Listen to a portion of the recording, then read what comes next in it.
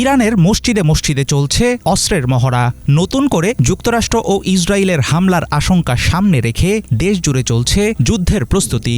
পবিত্র মসজিদগুলো এখন আর শুধু প্রার্থনার জায়গা নেই, হঠাৎ করেই সেগুলো পরিণত হয়েছে এক একটি মিনি ক্যাম্পে। ইরানের রাষ্ট্রীয় টেলিভিশনে প্রচারিত সাম্প্রতিক কিছু ফুটেজে দেখা যায় কয়েকটি বড় শহরের মসজিদে সাধারণ মানুষ জড়ো হয়ে যুদ্ধের প্রস্তুতি নিচ্ছে। পুরুষেরা ছাড়াও যোগ দিয়েছে বিপুল সংখ্যক নারী, তরুণ তরুণী এবং কিশোর কিশোরীরা। পশ্চিমাদের বিরুদ্ধে রুখে দাঁড়াতে স্বেচ্ছায় নাম লিখিয়েছে ৩ কোটি বেসামরিক ইরানি। কিন্তু কেন তারা হাতে তুলে নিচ্ছেন সত্যিকারের অস্ত্র? আমরা আমাদের পুরো পরিবারের সাথে এসেছি, আমাদের নাতি নাতনিদেরও সাথে নিয়ে এসেছি। দেশকে রক্ষা করার জন্য আমাদের সবারই অস্ত্র চালানো শেখা উচিত। আমাদের সবসময় যুদ্ধের জন্য প্রস্তুত থাকা উচিত। এই ট্রেনিংগুলো সত্যিই অনেক কার্যকরী এবং এগুলো আমাদের মনোবল বাড়িয়ে দেয়। মনে করিয়ে দেওয়ার জন্য এটা বেশ ভালো ব্যাপার। আমরা নতুন করে আবার ট্রেনিং নিচ্ছি যাতে প্রয়োজনে কাজে লাগাতে পারি।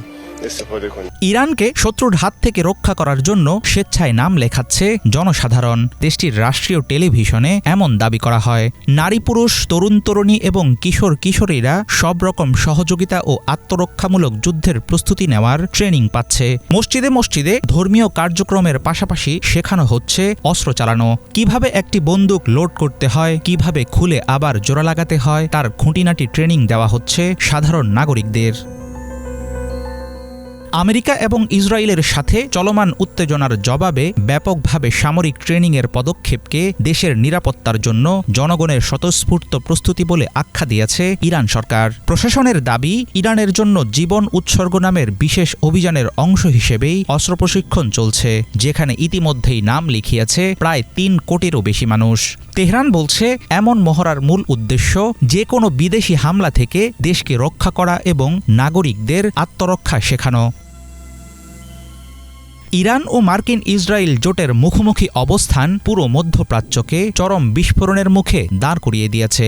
ইরানের বেসামরিক নাগরিকদের যুদ্ধের প্রশিক্ষণ দেওয়ার বিষয়টি নিয়ে সমালোচকরা বলছেন, মসজিদকে ক্যাম্পে রূপান্তর এবং শিশু কিশোরদের হাতে ভারী আগ্নেয়াস্ত্র তুলে দেওয়া খুবই বিপজ্জনক। এর দীর্ঘমেয়াদী পরিণতিও ভালো নয়। তবে সাধারণ ইরানিদের এভাবে দলে দলে যুদ্ধের প্রস্তুতি প্রমাণ করছে বিদেশি আগ্রাসনের বিরুদ্ধে তারা কতটা মরিয়া।